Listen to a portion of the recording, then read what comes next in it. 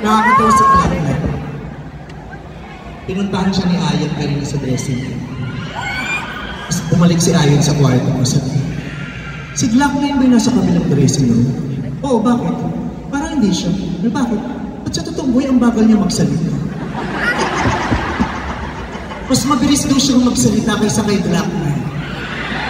Kaya gusto niya na daw itry mag-rap. Sabi ko, babe, parang mag-rap ka, tapos boses kiki ka. I love my husband.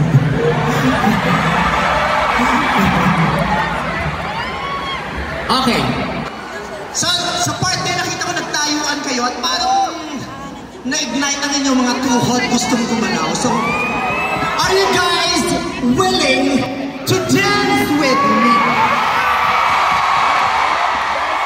Okay.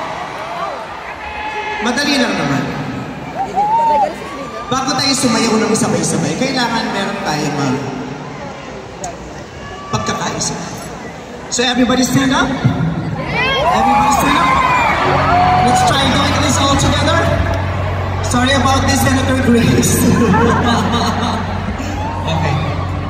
Feel free to move kung